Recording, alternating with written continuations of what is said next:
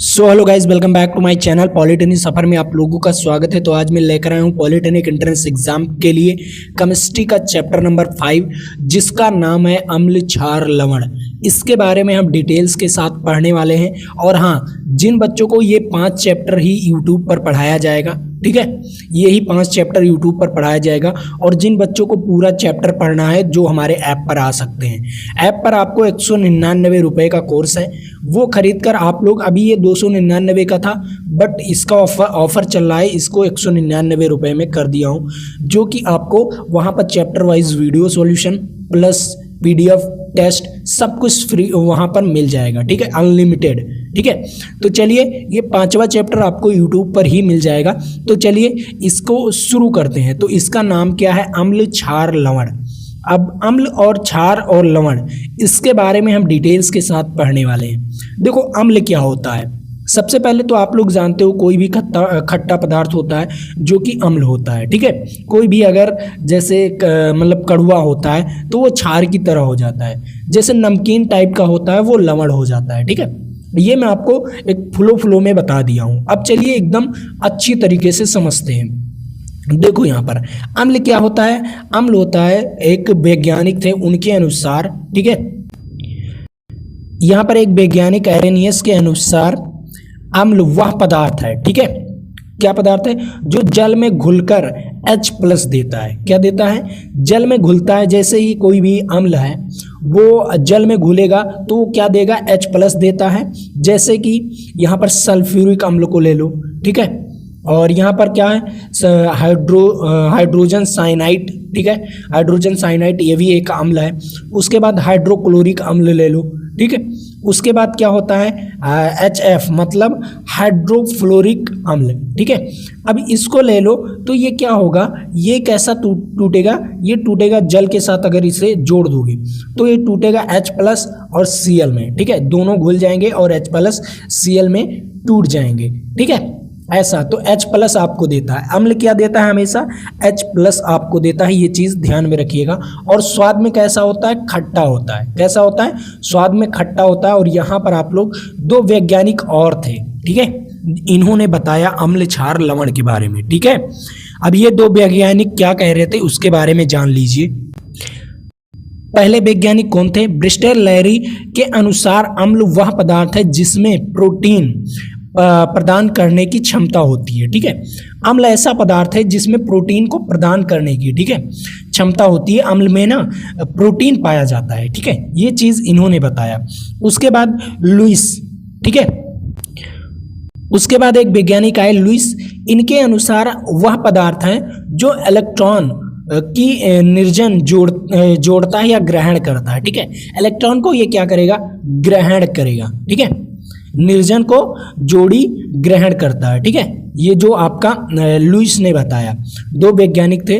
आप लोग यहाँ पर ये जो आपको टॉपिक बता रहा हूँ ना, आपको 3 वैज्ञानिक के बारे में बता रहा हूँ, पहला और उसके बाद यहाँ पर दूसरा, ठीक, और ये तीसरा। इन तीनों के बारे में आपको अच्छी तरीके से आना चाहिए। अब उसके बाद कुछ अम्ल के बारे में जान लो जो कि बहुत ही महत्वपूर्ण टॉपिक है, ठीक है। अम्ल का गुण। अब देखो अम्ल के गुण क्या होते हैं। सबसे पहले अम्ल क्या होता है? स्वाद में खट्टा होता है। और अम्ल का pH मान क्या होता है? 7 से कम होता है, ठीक है। अम्ल का pH मान क्या होता है? 7 से कम होता है। ये चीज़ ध्यान से पढ़ लीजिए क्योंकि ये आपके लिए बहुत ही मोस्ट इंपॉर्टेंट है, ठीक है। और विद्युत का सुचालक होता है। अम्ल क्या होता है? ये विद्युत का सुचालक होता है। क्यों सुचालक होता है? जैसे मान लो HCl है। अभी बहुत सारे बच्चे पूछेंगे क्यों सुचालक होता है सर? HCl है, और अगर इसे मैं जल में घोल दूं तो ये किस में टूटेगा? H+ आयन और Cl- आयन। और जानते हो विद्युत किस तरफ से किस तरफ जाती है? प्लस से माइनस की ओर, ठीक है, समझ में आया? तो देखो इसमें आयन बन गया, इसमें +- का चिन्ह बन गया, और जब जिसमें +- का चिन्ह बन जाएगा उसमें क्या होगा? विद्युत का सुचालन होगा। क्या होगा? विद्युत का सुचालन होगा। ये सबसे मोस्ट इंपॉर्टेंट, ठीक है। अब उसके बाद क्या होता है? अब उसके बाद आपका अम्ल जो होता है वो नीले लिटमस पत्र को लाल कर देता है। नीले को क्या कर देता है? लाल कर देता है, ठीक है। अब यहीं से मैं आपको समझा दूं एक ट्रिक, ठीक है। लास्ट में अगर अम्ल है, ठीक है, अम्ल यहाँ पर अम्ल है तो देखो लास्ट में ला है, ला का मतलब वो नीले को लाल कर देगा, मतलब वो हमेशा लाल करेगा, ठीक है। लास्ट में अम्ल में क्या है, ला है तो क्या करेगा, लाल करेगा। अब अम्ल का आपको पता चल गया तो क्षार का आपको इसका उल्टा कर देना है बस, ठीक है। अम्ल से ही आप लोग याद कर सकते हो। उसके बाद आपका चौथा पॉइंट आता है, चौथा नहीं पांचवा पॉइंट आता है, यह मेथाइल ओरिजन, ठीक है, ठीक है। ये क्या कह रहा है, मेथाइल ऑरेंज को भी लाल कर देता है, ठीक है, ये मिथाइल ऑरेन को भी लाल कर देता है। उसके बाद सबसे मेन पॉइंट ये होता है, सबसे मेन पॉइंट स्टार लगा लीजिए। इस पर मैं आपको 3 पॉइंट दूंगा, एक ये, इस पर भी स्टार लगा लीजिए, और ये इस पर भी स्टार लगा लीजिए। और सबसे इंपॉर्टेंट पॉइंट ये है, ठीक है, विद्युत का सुचालन, विद्युत का सुचालन, ये सबसे मेन पॉइंट है, आपको कहीं पर मिलने वाला नहीं है, मैं आपको दे रहा हूं, आपके बुक में भी नहीं मिलने वाला है। ये पॉइंट आपको याद रखना है, क्योंकि ये सारे पॉइंट्स अब पूछने लगा है जीकब का जो पेपर होता है, या जो आप बिहार पॉलिटेक्निक का या यूपी पॉलिटेक्निक का या दिल्ली पॉलिटेक्निक का, कहीं पर भी अब ये सभी पूछने लगे हैं ये सवाल, ठीक है, समझ में आया। उसके बाद आपका लास्ट पॉइंट क्या आता है, अम्ल धातु कार्बोनेट या धातु हाइड्रोकार्बोनेट से अभिक्रिया करके CO2 देता है। क्या देता है, अम्ल जो होता है वो धातु कार्बोनेट का मतलब मैग्नीशियम कार्बोनेट या होता है एल्युमिनियम कार्बोनेट, कोई भी चीज़ हो सकता है, ठीक है। जैसे मैग्नीशियम कार्बोनेट का मतलब ऐसा, ठीक है। इसको क्या, ये इससे क्या होता है, अभिक्रिया करके क्या देता है, ये CO2 देता है, ठीक है। जो अम्ल होता है, अम्ल के साथ अगर इसका क्या किया जाए, इसको अगर क्रिया कराया जाए, ठीक है, मैग्नीशियम कार्बोनेट का, तो लास्ट में क्या निकलेगा, आपका CO2 निकलेगा। ये चीज आप लोग जान जाइएगा, ठीक है। अब आता है सबसे मेन पॉइंट, यहाँ पर आप लोग ये पॉइंट देख लीजिए, क्या कह रहा है, सभी प्रकार के रासायनिक यौगिकों को उनके विशिष्ट गुणधर्मों के आधार पर 3 मुख्य वर्गों में विभाजित किया गया। पहला कौन सा आप लोग जानते हो, पहला आपका अम्ल, दूसरा क्षार और तीसरा लवण, ठीक है। इन तीनों चीज में ही उसे विभाजित किया गया, ठीक है। चलो अब एक एक करके पढ़ते हैं। अम्ल तो खत्म कर दिए हैं, अब पढ़ते हैं आपका, अभी अम्ल में आपका प्रबल अम्ल आएगा, दुर्बल अम्ल आएगा, इसके बारे में भी पढ़ेंगे, ठीक है। अभी खत्म नहीं हुआ अम्ल के बारे में थोड़ा और नॉलेज ले लेते हैं, ठीक है। अब देखो क्या होता है, प्रबल अम्ल ऐसे अम्ल जो कि जल के पूर्णतः आयनीकृत हो जाते हैं, ठीक है। जो मतलब जल से जो प्रबल अम्ल होता है वो पूर्णतः क्या हो जाता है, आयनित हो जाता है। जैसे प्रबल अम्ल हो गया HCl, ठीक है। जिसका pH मान कम होगा, अम्ल में जिसका pH मान कम होगा वो सबसे ज्यादा प्रबल होगा। अब ये प्रबल अम्ल है, इसमें क्या है, अगर ये H2O से क्रिया करता है तो ये H+ आयन और Cl आयन में टूट जाता है। क्या होता है, Cl आयन में टूट जाता है, और ये संपूर्ण रूप से टूट जाता है, ठीक है, पूर्ण रूप से, ठीक। उसके बाद जैसे देखो, जैसे फलता बड़ी संख्या में हाइड्रोजन आयन देता है, ठीक है। जो HCl होगा वो बड़ी संख्या में क्या देगा, हाइड्रोजन आयन देगा, उसे प्रबल अम्ल कहते हैं। क्या कहते हैं, उसे प्रबल अम्ल कहते हैं। जैसे यहाँ पर HCl हो गया, H2SO4 हो गया, जैसे नाइट्रिक अम्ल हो गया NHO3, ठीक है, ये नाइट्रिक अम्ल हो गया। अब देखो सभी के बारे में थोड़ा थोड़ा पढ़ लेते हैं। यहाँ पर सबसे मेन पॉइंट क्या है, सभी प्रबल अम्ल प्रबल विद्युत अपघट्य भी होते हैं, ठीक है, प्रबल विद्युत अपघट्य भी होते हैं, ठीक है। इसमें अधिक क्या होगा, विद्युत का सुचालन होगा, ठीक है। जो प्रबल अम्ल है इसमें अधिक विद्युत का सुचालन होगा। जैसे H2SO4 रंगीन एवं गंधहीन पदार्थ है, ठीक है। H2SO4 जो है ये रंगहीन और गंधहीन पदार्थ है, इसके बारे में आपको अच्छी तरीके से आना चाहिए। अब देखो यहाँ पर प्रबल अम्ल को खोज अम्ल भी कहते हैं, ठीक है, खनिज अम्ल, सॉरी गाइस, क्या होते हैं, प्रबल अम्ल को खनिज अम्ल भी कहा जाता है, ठीक है। क्या कहा जाता है, खनिज अम्ल भी कहा जाता है, ठीक है। अब देखो आइए मैं दुर्बल अम्ल के बारे में और सांद्र अम्ल और तनु अम्ल। सबसे ज़्यादा प्रबल, प्रबल आप लोग याद कर लीजिए क्योंकि बहुत ही मोस्ट इंपॉर्टेंट पॉइंट आते हैं उसमें। दुर्बल में उतना मोस्ट इंपॉर्टेंट पॉइंट नहीं आता। अब दुर्बल भी देख लीजिए, ऐसे अम्ल जो जल में आंशिक रूप से आयनिक होते हैं, मतलब आयनीकृत होते हैं, मतलब आंशिक रूप से थोड़ा मोड़ा आयनीकृत होते हैं, ठीक है। और इसके फलस्वरूप कम मात्रा में हाइड्रोजन आयन देता है, दुर्बल अम्ल कहलाता है, ठीक है। समझ में आया। अब सांद्र अम्ल क्या होता है? सांद्र अम्ल के बारे में पढ़ते हैं। देखो, वह अम्लीय विलयन जिसमें अम्ल की मात्रा विलायक की तुलना में अपेक्षाकृत अधिक होता है, ठीक है। अम्ल जो हो वो विलायक के तुलना में, जैसे मान लो आप जल ले रहे हो, ठीक है। जल कितना लीटर ले रहे हो? 1 लीटर, ठीक है। 1 लीटर ले रहे हो और यहाँ पर HCl, मान लो यहाँ पर HCl ले लो, ठीक है। HCl को कितना ले लो? 1.2 लीटर। कितना ले लो? 1.2 लीटर और दोनों को मिलाओ। अब इसमें क्या होगा? विलायक की मात्रा मतलब जल की मात्रा क्या है? कम है, और आपके अम्ल की मात्रा क्या है? ज़्यादा है। तो हम इसे क्या कहेंगे? सांद्र अम्ल कहेंगे। क्या कहेंगे? सांद्र अम्ल कहेंगे। जिसमें विलायक की मात्रा कम होती है और विलय की मात्रा ज़्यादा होती है, उसे हम क्या कहते हैं? सांद्र कहते हैं, ठीक है। समझ में आई? ये मैं केमिस्ट्री में पहले ही चैप्टर में पढ़ाया था, ठीक है। अब यहाँ पर सबसे इंपॉर्टेंट पॉइंट, तनु अम्ल क्या होता है?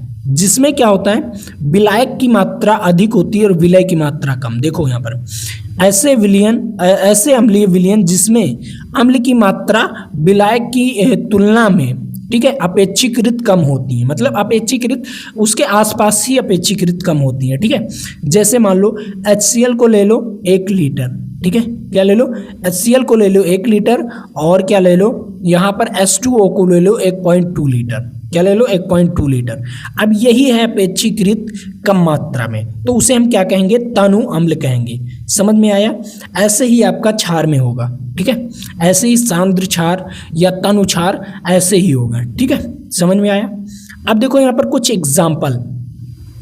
एग्जाम्पल आपका अम्ल का एग्जाम्पल दिया गया। एसिटिक अम्ल, फार्मिक अम्ल और कार्बोनिक अम्ल, और ये सभी कार्बनिक अम्ल दुर्बल अम्ल हैं। क्या हैं? ये सभी जो दुर्बल अम्ल हैं, ये सब दुर्बल अम्ल होते हैं, ज़्यादा कठोर अम्ल नहीं, ज़्यादा प्रबल अम्ल नहीं होते। HCl सबसे ज़्यादा प्रबल होता है, जो कि आपके पेट में पाया जाता है। अब ये बताओ, अगर आपके क्या हो जाए, त्वचा पर HCl गिरा दिया जाए तो त्वचा क्या हो जाएगा? छिद्र हो जाएगा। आपके हाथ के जो हथेली है ना, उस पर एक बूंद गिरा दिया जाए तो आपकी हथेली छेद हो जाएगी, ठीक है। लेकिन आपके पेट में एक अग्न्याशय है, ठीक है, वहां पर HCl इकट्ठा है। अब सोचो कितना खतरनाक केमिकल या कितना खतरनाक अम्ल आपके पेट में है, लेकिन आप जलता क्यों नहीं? पेट जलता क्यों नहीं?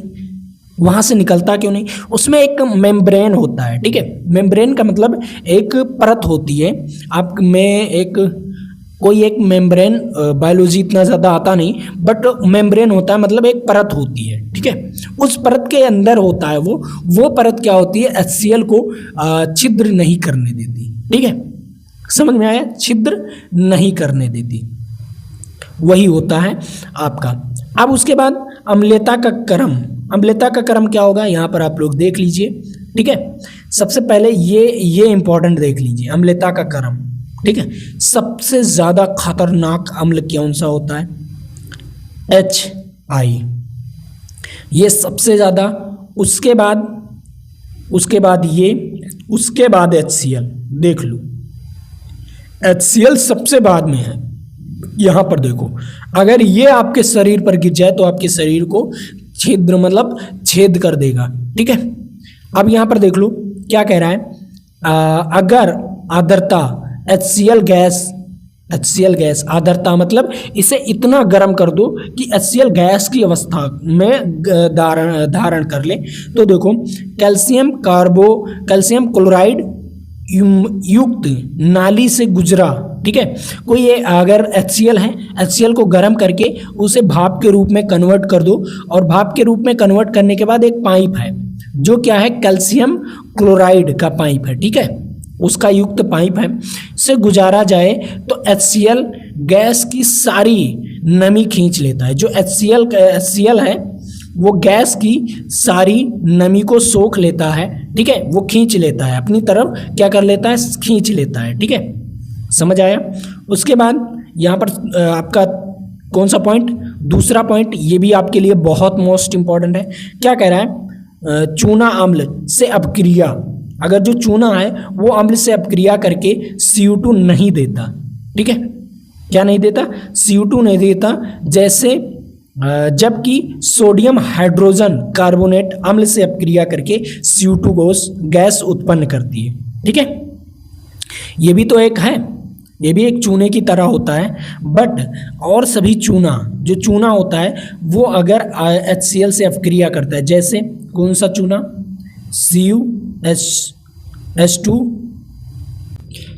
CuHO का होल ट्वाइस, ठीक है, CaHO का होल ट्वाइस, ठीक है। ये जो है ये आपका चूना है। चूना क्या होता है, अब इससे अगर HCl से अपक्रिया करेगा तो कार्बन डाइऑक्साइड नहीं देगा, ठीक है। उसके बाद आपका क्या आता है, उसके बाद आता है अम्लीय वर्षा शब्द का प्रयोग सर्वप्रथम 1872 में रॉबर्ट एंगस स्मिथ ने किया था, ठीक है। अम्लीय वर्षा मुख्य रूप से किससे मिलकर बने होते हैं, HSO2, ठीक है, और NO2 के कारण होते हैं, ठीक है। अब देखो सबसे इंपॉर्टेंट यहाँ से आपके एग्जाम में सवाल बनते हैं, यहाँ से सबसे इंपॉर्टेंट सवाल बनते हैं। सबसे पहले एसिटिक अम्ल किस में पाया जाता है, सिरका में पाया जाता है। एमोनिक अम्ल किस में पाया जाता है, प्रोटीन में पाया जाता है। फार्मिक अम्ल, हाँ ये क्वेश्चंस पूछा गया है, ठीक है। ये क्वेश्चंस कब पूछा गया है, ये क्वेश्चंस स्टार लगा लीजिए इस क्वेश्चंस में, कब पूछा गया है फार्मिक अम्ल, ये हर एक पेपर में पूछा जाता है, किसी ना किसी सेट में पूछा जाएगा। जब पेपर होगा हर साल पूछा जाता है ये किसी ना किसी सेट में, ठीक है। और ये एसिटिक अम्ल वाला भी, लेकिन मैं आपको कह रहा एमिनो अम्ल भी याद कर लीजिए, प्रोटीन में पाया जाता है, ठीक है। एसिटिक अम्ल, फार्मिक अम्ल किस में पाया जाता है, लाल चींटी या मधुमक्खी के डंक में, ठीक है। लाल चींटी जानते हो, माटा, आपके गांव में माटा कहते हैं, ठीक है, जो आम के पेड़ पर लाल लाल रहते हैं ना, है ना, वो चढ़ते रहते हैं, उसी को कहते हैं लाल चींटी, ठीक है। तो उसमें क्या होता है, फार्मिक अम्ल पाया जाता है, ठीक। उसके बाद ऑक्सैलिक अम्ल टमाटर में पाया जाता है, ये भी याद कर लीजिए। हाइड्रोक्लोरिक अम्ल तो आप जानते हो कि मनुष्य के उदर मतलब पेट में, उदर का मतलब होता है पेट, ठीक है, और ये आप लोग याद कर लीजिए, गेहूं में पाया जाता है, ठीक है। क्या होता है, गैलोमेटिक अम्ल, ठीक है, ये किस में पाया जाता है, गेहूं में पाया जाता है। टर्टेरिक अम्ल इमली या अंगूर में पाया जाता है, ठीक है। मौलिक अम्ल कच्चे फल सेब जैसे, ठीक है, कच्चे फल जैसे अमरूद, ठीक है, मैंगो हो गया, लगभग इतने में इसमें भी पाया जाता है, ठीक है। उसके बाद लैक्टिक अम्ल दूध में पाया जाता है, ठीक है, जैसे दही, दूध से दही बनता है ना, तो फिर उसमें लैक्टिक अम्ल पाया जाता है। बेंजोइक अम्ल किसमें, हरी घास या पत्तियों जैसे पालक, बेंजोइक अम्ल पाया जाता है। पालक जानते हो, पालक खाते हो ना, तो बेंजोइक अम्ल उसमें पाया जाता है। और कार्बोनिक अम्ल आप लोग जानते हो, सोडा वाटर, सोडा जानते हो, लोग दारू पीते हैं ना, उसमें सोडा मिलाकर पीते हैं, ठीक है। जैसे आप लोग चाउमीन खाते हो ना, उसमें भी सोडा मिलाया जाता है, सोडा पानी, ठीक है। चाउमीन वाला पानी डालता है ना, आप सोचते हो कि ये पानी कैसा है, ये वो सोडा पानी होता है, ठीक है। उसके बाद क्या होता है, सिट्रिक अम्ल नींबू और योम रंगीन होता है, ठीक है। आप लोग दारू वगैरह मत पीजिएगा, ठीक है, मैं वैसे बता दिया ज्ञान के लिए, ठीक। अब यहाँ पर देखो भस्मक या क्षारक, मतलब क्षार के बारे में यहाँ पर कुछ नॉलेज दिया गया है, लेकिन उससे पहले क्षार के बारे में नॉलेज बताने से पहले मैं आपको बता दूँ ये PDF कहाँ पर मिलेगा, ठीक। ये PDF हमारे ऐप पर मिलेगा, नीचे डिस्क्रिप्शन बॉक्स में लिंक दिया हुआ है, वहाँ से जाकर आप लोग ऐप को डाउनलोड कर लीजिए, ठीक है। ऐप को डाउनलोड करोगे, आपको फ्री वाले मटेरियल में जाना है, वहाँ पर वीडियोज़ भी कुछ फ्री में मिलेगा, आपको टेस्ट भी फ्री में मिलेगा, और आपको PDF तो फ्री में मिलेगा ही, लेकिन जो बच्चे यूट्यूब पर हमारा जो ऐप पर कोर्स खरीदेंगे 199 रुपये का, उन्हें अनलिमिटेड टेस्ट मिलेगा, जितना टेस्ट दे सकते हैं, अनलिमिटेड PDF मिलेगा, जितना वो पढ़ सकते हैं, ठीक है। और उनको चैप्टर वाइज वीडियोस भी मिलेगा, और हाँ, जो टेस्ट मैंने दिया है उसका उनका वीडियो सॉल्यूशन भी मिलने वाला है, और टेस्ट का PDF भी मिलेगा, ठीक है। इतना चीज़ें मिलेगी 199 रुपये में, ठीक है। तो अभी जाकर आप लोग खरीद सकते हो, नीचे डिस्क्रिप्शन बॉक्स में लिंक दिया हुआ है। और हाँ, टेलीग्राम ज्वाइन करना ना भूलिएगा। क्यों? क्योंकि हर एक नोटिफिकेशन हमारे टेलीग्राम पर जाता है, तो उसका भी नीचे डिस्क्रिप्शन बॉक्स में लिंक दिया हुआ है, तो वहाँ से जाकर आप लोग वहाँ से ज्वाइन हो सकते हैं। अब भस्मक क्या होता है? क्षार। भस्मक दो प्रकार के होते हैं, जैसे जल में विलय भस्मक क्षार कहलाता है, और जल में अविलय भस्मक क्या कहलाता है, उसे बताओ, वो क्या कहलाता है, सभी बताओ। एक में जल में विलय होता है, मतलब विलय का मतलब मिल जाता है, और एक जल में नहीं मिलता, ठीक है। देखो, जल में कौन कौन से भस्मक मिल जाते हैं, मतलब क्षार कौन कौन से मिल जाते हैं, जैसे NaOH, KOH, MgOH का होल ट्वाइस, CaOH का होल ट्वाइस, उसके बाद Al2 का, AlOH का होल थ्राइस, ठीक है, NH4OH, ठीक है। ये आपका क्या हो गया? भस्मक हो गया, क्षार हो गया। और क्षार की सबसे ज़्यादा पहचान OH, उसमें OH होना ज़रूरी है। और वो क्या, क्षार क्या देता है? OH माइनस देता है, जल से अपक्रिया करके क्या देता है? OH माइनस देता है। ये भी एक आयनिक प्रक्रिया है। देखो यहाँ पर क्या है पॉइंट, सभी क्षार भस्मक होते हैं, लेकिन सभी भस्मक क्षार नहीं होते। जैसे यहाँ पर देखो, ये तो सभी क्या हो जाएंगे, जो क्षार होंगे, ये सब जो क्षार हैं ये भस्मक हो जाएंगे, ठीक है। लेकिन सभी भस्मक, यहाँ पर देख लो, जो अविलय हैं ये भस्मक हैं मगर क्षार नहीं, ठीक है। ये क्या है? मगर क्षार नहीं। ये पॉइंट आपका सबसे इंपॉर्टेंट पॉइंट, ये क्या होगा? सबसे इंपॉर्टेंट पॉइंट, इस पर स्टार लगा लीजिए या आप लोग लिख लीजिए, ठीक है। अब यहाँ पर भी वही वैज्ञानिक आ गए।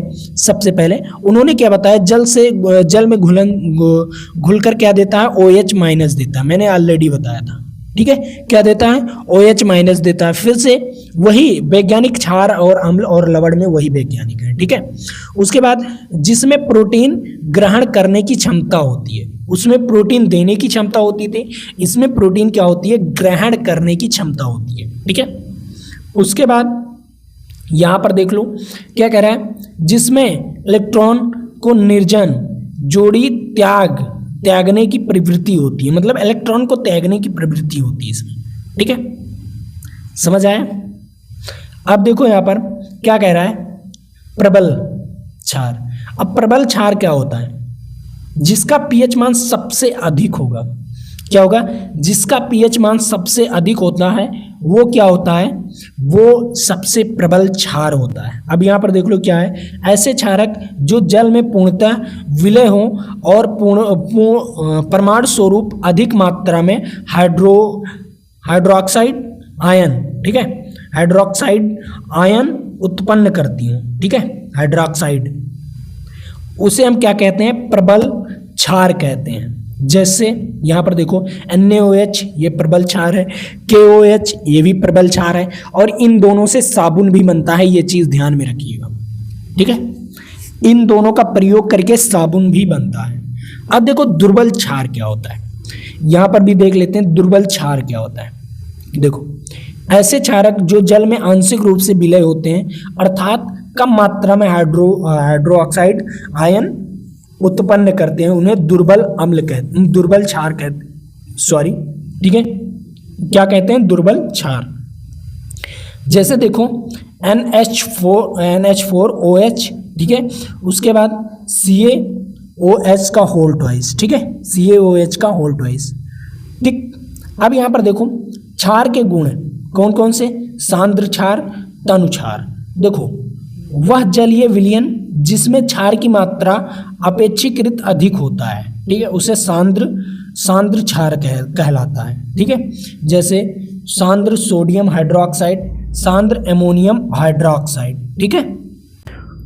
और मैंने आपको बताया था कि तनु जो होता है, तनु क्षार जो होगा उसमें क्षार की मात्रा कम होगी, ठीक है, अपेक्षाकृत कम होगी, मतलब कम से कम, जैसे मान लो 1 लीटर और 1.2 लीटर ऐसे होगा, ठीक है। ये नहीं कि एक लीटर है तो एक 0.2 लीटर है ना, ऐसा नहीं होना चाहिए, ठीक है। अब यहाँ पर देखो तनु हाइड्रो क्या होता है, तनु जैसे सोडियम हाइड्रोक्साइड, तनु अम्ल क्या होता है जैसे अमोनियम हाइड्रोक्साइड, ठीक है।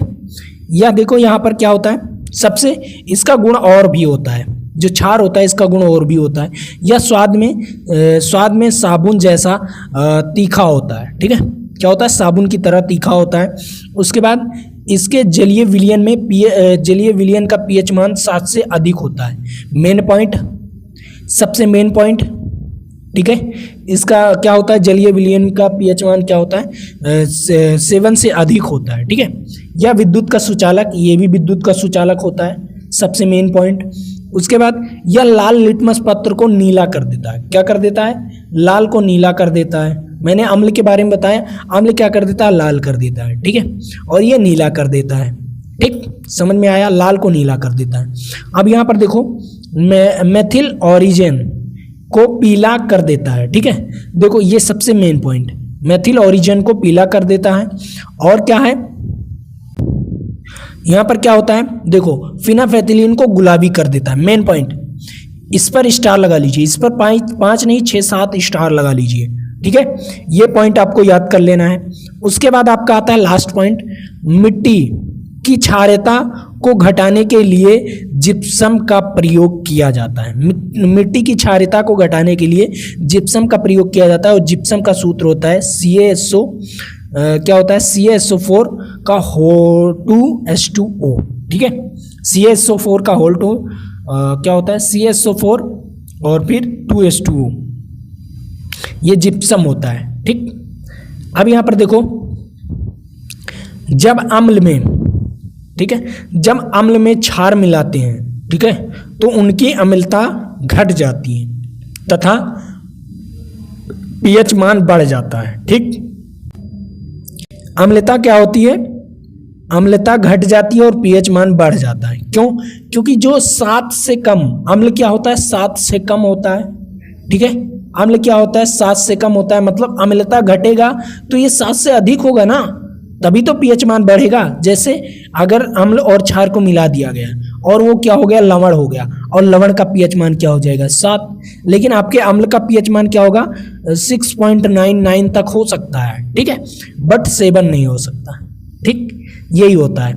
उसके बाद क्या होता है, तथा क्षारता बढ़ जाती है तथा उल्टा होने पर उल्टा हो जाता है, ठीक है, अगर ये उल्टा हो गया, ठीक है, तो क्या हो जाएगा, इसके उल्टा हो जाएगा, मतलब उसकी क्षारता घट जाएगी और अम्लता बढ़ जाएगी, ठीक है। अब मेन पॉइंट आता है, सबसे इंपॉर्टेंट पॉइंट, पीएच स्केल, क्या आता है पीएच स्केल, तो इसे भी जान लेते हैं। देखो पीएच स्केल, यहाँ पर पीएच स्केल किसी विलयन की अम्लता तथा क्षारता को पीएच स्केल द्वारा मापा जाता है, जिसकी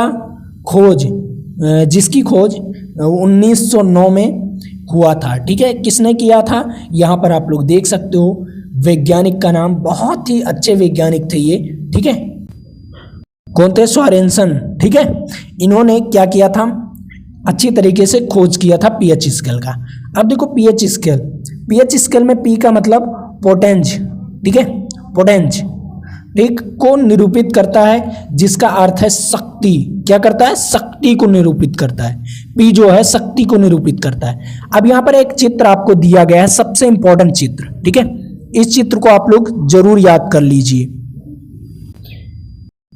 यहाँ पर आपको क्या क्या चीजें दिया गया है, यहाँ पर देखो बैटरी में जो प्रयोग होता है जिसका पीएच मान 0 होता है, आपके पेट में जिसका पीएच मान 1 होता है, नींबू जिसका पीएच मान 2 के बराबर होता है लगभग, उसके बाद यहाँ पर टमाटर, यहाँ पर आपका कॉफ़ी हो गया, मिल्क हो गया, उसके बाद ब्लड हो गया, इसमें आपके गुर्दे में कुछ पाया जाता है जिसका पीएच मान 10 होता है, ठीक है, उसके बाद बेकिंग सोडा हो गया, ये सब आप लोग याद कर लीजिएगा। मैंने आपको चित्र में, एक ही चित्र में सारी चीज़ें दे दिया गया जो आपके एग्जाम में पूछे जाते हैं, ठीक है। ये आप अब देखो जो 7 से कम है यहाँ पर इस चित्र को देख लीजिए, जो 7 से कम है वो क्या है, अम्ल है, और जो 7 के बराबर है वो क्या है, नेचुरल मतलब प्राकृतिक है, जो कि 7 के बराबर, और ये उदासीन है। उसके बाद क्या है, क्या होता है, यहाँ पर जो 7 से अधिक है वो क्या है, आपका क्षार है। ठीक है, अब यहाँ पर पीएच स्केल के बारे में कुछ बताया गया है जिसे आप लोगों को पढ़ना है, मेन पॉइंट है, इसको आप लोग पढ़ लीजिएगा। ठीक है, अब सबसे मेन पॉइंट यहाँ पर आपका ये सूत्र है। ठीक है, पीएच मान अगर निकालना है तो इस सूत्र को आप लोग याद किए रहेंगे। ठीक है, तभी पीएच मान निकलेगा। ठीक, तो पीएच मान आप लोग याद कर लीजिएगा या आप लोग पढ़ लीजिएगा। अब ये आपका हाइपो के बारे में आप लोग पढ़ लीजिएगा। ठीक है, मैं वीडियोस में आपको ये हाइपो ज़्यादा पूछता नहीं, बट आप लोग पढ़ लीजिएगा। ठीक है, इसे मैं यहीं पर वीडियोस में रोक देता हूँ और आप लोग इसका स्क्रीनशॉट लेकर पढ़ लीजिएगा, या आपको पीडीएफ तो मिलेगा ही।